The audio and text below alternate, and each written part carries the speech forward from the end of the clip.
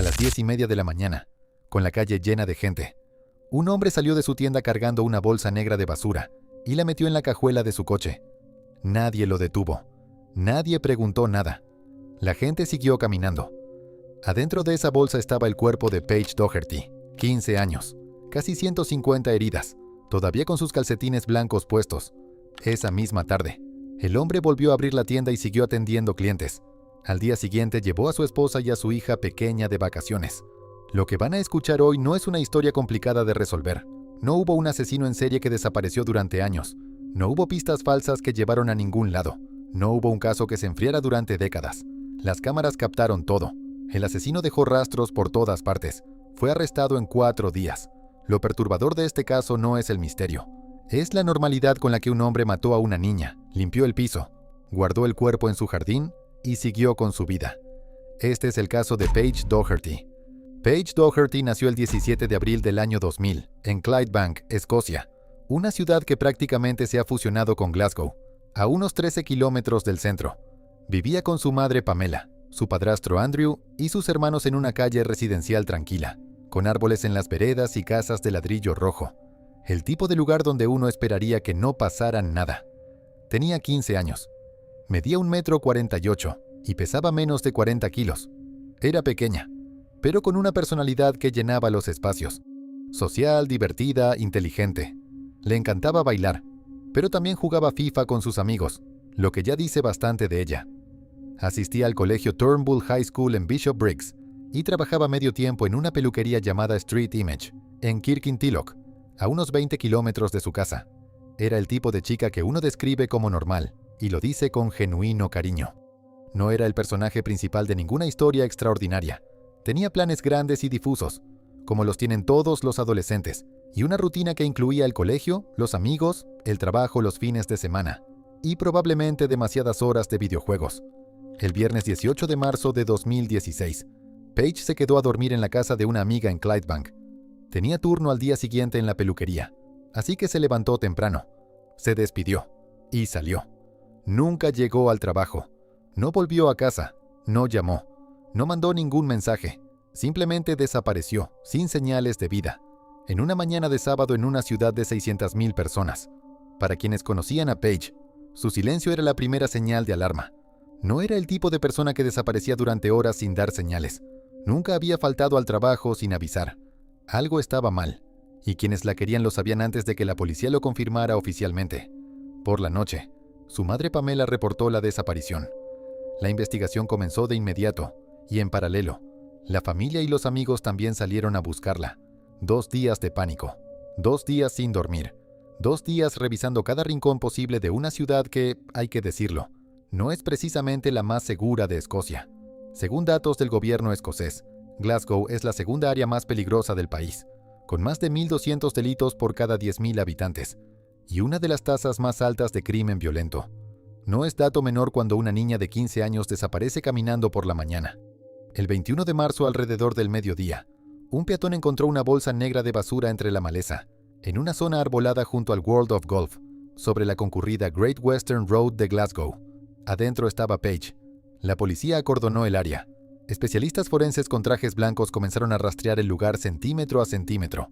La noticia se esparció rápido, y antes de que se confirmara nada oficialmente, la gente ya sabía que algo muy oscuro había pasado ese fin de semana. La autopsia reveló lo que muchos temían pero nadie quería imaginar. Paige había sufrido casi 150 heridas en total. 61 eran puñaladas o cortes. 43 estaban concentradas en la cabeza, y muchas de ellas eran defensivas, es decir, las que se producen cuando una persona intenta protegerse con las manos y los brazos mientras la atacan. Paige había peleado, hasta el final. Su madre Pamela escribió en Facebook: «Estoy devastada», como lo estará mucha gente que la conocía. La policía revisó cientos de horas de grabaciones de cámaras de seguridad, entrevistaron a decenas de testigos, y encontraron lo que buscaban. La última vez que Paige fue vista con vida fue cuando entró a una tienda de delicatessen llamada Delicious Deli, en el número 22 de Fleming Avenue, a pocas cuadras de su casa, un lugar que conocía bien. Su familia también había comprado allí antes. Ese sábado 19 de marzo, de camino al trabajo, Paige entró a comprar un sándwich para el desayuno. La cámara de seguridad del estacionamiento la registró entrando a las 8:21 de la mañana. 10 minutos después, las persianas del local bajaron. Paige nunca volvió a salir. El dueño del Delicious Deli era John Leatham, 32 años, casado, con una hija pequeña. Un hombre que, según todos los que lo conocían, llevaba una vida completamente ordinaria. Y eso es lo que más cuesta procesar de este caso. No era un desconocido para el barrio. No era alguien que generaba sospechas al cruzarlo en la calle. Era el tipo que estaba detrás del mostrador cuando uno entraba a comprar algo rápido antes del trabajo. El que te decía buenos días. El que te daba el vuelto. Leatham llevaba tiempo manejando el Delicious Deli. La tienda era pequeña, del tipo que existe en miles de barrios de cualquier ciudad del mundo. Fiambres, quesos, productos importados, sándwiches para llevar. El negocio local de toda la vida. Paige había entrado antes. Su familia también. Era parte del paisaje cotidiano de ese rincón de Clydebank. Ese sábado 19 de marzo, cuando Paige entró a las 8:21 de la mañana. Leatham estaba solo en el local. No había más clientes, no había empleados. Solo él y una niña de 15 años que quería comprar algo para desayunar antes de ir al trabajo. Lo que pasó en esos 10 minutos dentro del Delicious Deli, antes de que las persianas bajaran, nunca fue completamente reconstruido por las cámaras. La cámara del estacionamiento registró la entrada de Paige, pero no el interior del local. Lo que sí quedó registrado es que las persianas bajaron aproximadamente 10 minutos después de que ella entrara, y que Paige nunca salió por ninguna puerta. Poco después, una peluquera que trabajaba en el local de al lado notó algo raro. Las persianas cerradas a esa hora de la mañana no tenían sentido. Se acercó, miró hacia adentro y preguntó qué había pasado. Leatham estaba sudando. Le dijo: «¿Qué mañana? La chica no apareció. Me dio una hemorragia nasal y tengo que ir a buscar mi coche». Mencionó la hemorragia nasal por una razón muy concreta. Ya había sangre visible en varios lugares del local. Necesitaba una explicación lista antes de que alguien empezara a hacerse preguntas. Una hemorragia nasal es banal, es creíble. Es el tipo de cosa que uno dice y el otro acepta sin pensar demasiado. La peluquera no pensó demasiado. Leatham salió, fue a buscar su coche, lo estacionó frente a la tienda y empezó a trabajar en serio. No en el negocio, en el encubrimiento. Entró al local de al lado y compró lo que necesitaba. Guantes de goma, lavandina, bolsas negras de basura, toallitas antibacteriales. El tipo de lista de compras que, en cualquier otro contexto, no significaría absolutamente nada. Volvió al Delicious Deli, bajó las persianas de nuevo y se puso a limpiar. Limpió el piso, limpió las superficies, limpió todo lo que pudiera tener sangre, huellas o cualquier rastro de lo que había ocurrido en esos 10 minutos. Mantuvo el local cerrado durante casi 1 hora y media más, mientras afuera la mañana del sábado transcurría con normalidad. Gente caminando, autos pasando, el barrio despertando como cualquier otro fin de semana. A las 10:30 de la mañana, Leatham salió del local con una bolsa negra de basura en las manos, con gente en la vereda, con autos pasando, con el barrio completamente despierto y funcionando a su alrededor. Cargó la bolsa en la cajuela de su coche. Nadie lo detuvo.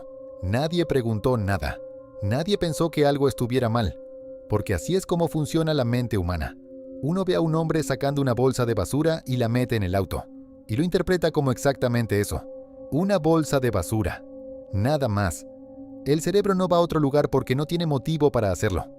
Adentro de esa bolsa estaba Paige Doherty, con sus calcetines blancos todavía puestos.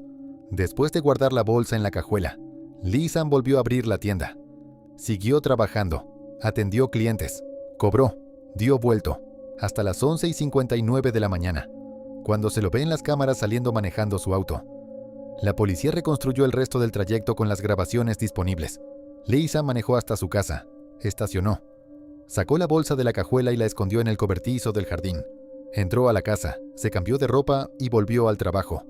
Llegó a la tienda a tiempo para seguir atendiendo clientes hasta las 3:15 de la tarde. Esa noche cenó con su familia. Al día siguiente, el domingo 20 de marzo, con el cuerpo de Paige todavía en el cobertizo de su jardín, John Leatham llevó a su esposa Cassia y a su hija pequeña Erika de vacaciones a Balmaha, un pueblo a orillas del lago Lomond, a unos 30 kilómetros de Glasgow. Un lugar tranquilo, con naturaleza, popular entre familias escocesas. Pasaron el día allí.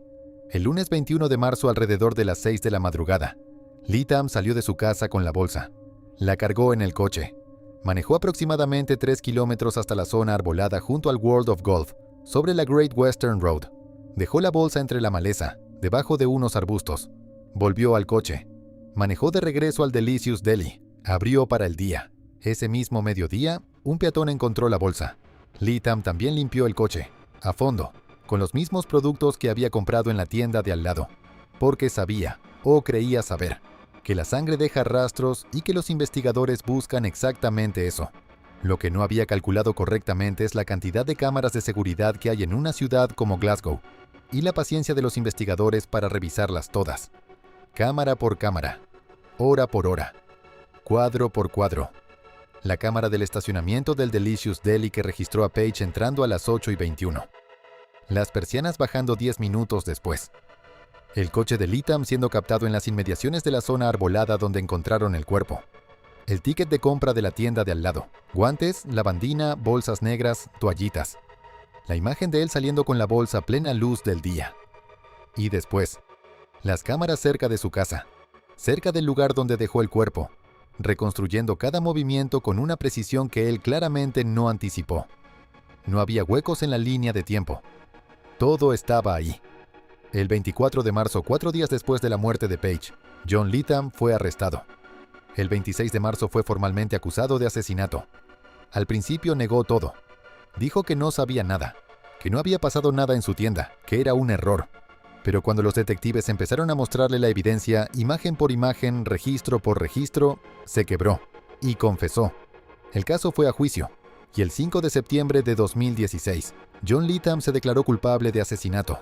Pero además de la declaración de culpabilidad, Leatham quiso que se escuchara su versión de lo que había ocurrido dentro del Delicious Deli esa mañana. Y es importante detenerse en ella, no porque sea verdad necesariamente, sino porque dice mucho sobre la clase de hombre que era. Según Leatham, Page entró a la tienda y después de comprar su sándwich, le pidió trabajo. Él le dijo que no, que tenía otros candidatos para entrevistar. Entonces, según él, Page lo amenazó. Le dijo que si no le daba el empleo, iba a contarle a todo el mundo que él la había tocado de forma inapropiada dentro del local. Leatham declaró ante el tribunal que esa amenaza lo paralizó de terror. Afirmó que tenía un familiar que había sido incluido en el registro de agresores sexuales, que esa persona había perdido su trabajo y su reputación como consecuencia, y que él no podía permitir que eso le pasara a él. Dijo que Page le dijo textualmente: «Pensé que iba a conseguir el trabajo. Voy a decir que me tocaste». Y que en ese momento se levantó de su silla, lo cual asustó a la chica, y ella empezó a gritar. Así que tomó un cuchillo. Hay que detenerse aquí un momento, porque esto es lo que el propio abogado defensor de Leatham, Ian Dugan, dijo ante el tribunal, y sus palabras son reveladoras. No es mi posición que la naturaleza del comentario justificaría el número de puñaladas o la brutalidad del ataque. No sé si es verdad o no, pero solo puedo tomar las instrucciones de mi cliente sobre lo que ocurrió. El propio abogado defensor de Leatham admitió, frente al juez, que nada de lo que su cliente decía explicaba 150 heridas en el cuerpo de una niña de 15 años. Porque no hay explicación para eso. No hay pánico, no hay miedo, no hay reacción que produzca 43 puñaladas en la cabeza de alguien que pesa menos de 40 kilos. Eso no es una reacción. Eso es otra cosa. Y esa otra cosa no tiene un nombre que sea fácil de pronunciar en un tribunal. El juez tampoco le creyó. Lady Ray fue directa al dictar sentencia. Esto fue un ataque salvaje y frenético contra una niña. Punto.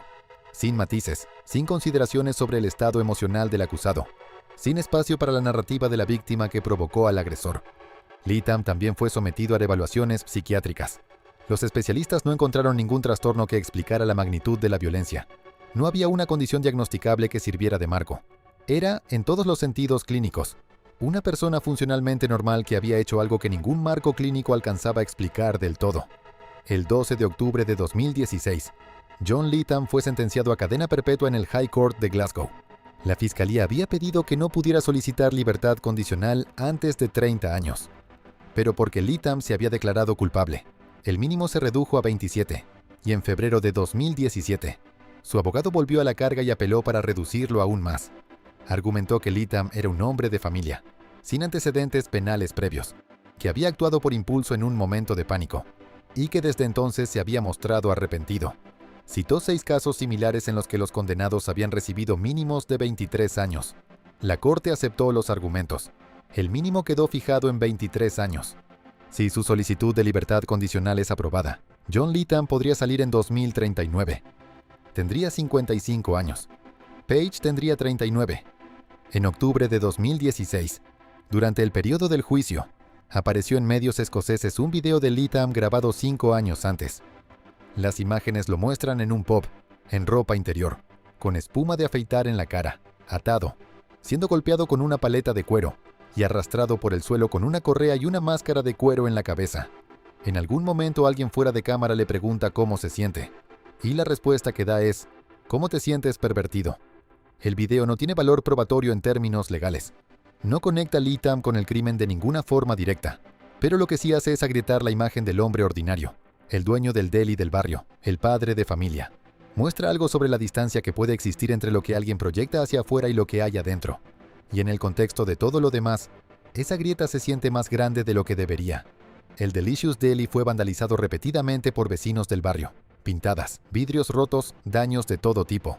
La rabia de la comunidad no tenía a dónde ir de forma ordenada, y la tienda se convirtió en el blanco más obvio. La situación llegó a un punto en que la policía tuvo que instalar cercos y cámaras adicionales alrededor del local para contener los daños. La esposa de Leatham, Kasia Karbowiak, lo apoyó públicamente durante todo el proceso. Insistía en que sería declarado inocente. Lo visitaba regularmente en prisión. Pero después del veredicto final, con la casa de la familia siendo atacada con huevos y vandalizando de otras formas, Kasia tomó a su hija pequeña Erika y regresó a Polonia, el país del que era originaria. 2 personas que no habían hecho nada, pagando las consecuencias de lo que él decidió hacer. El funeral de Page se celebró el 19 de abril de 2016 en la Iglesia Católica de Santa Margarita, en Clydebank. Más de 600 personas asistieron. La familia hizo un pedido especial: que la gente viniera vestida con colores brillantes, en honor a la personalidad de Page, a su energía, a la forma en que llenaba los espacios. Su ataúd blanco fue llevado al cementerio en un carruaje tirado por caballos blancos. Iba a cumplir 16 años 2 días después del funeral.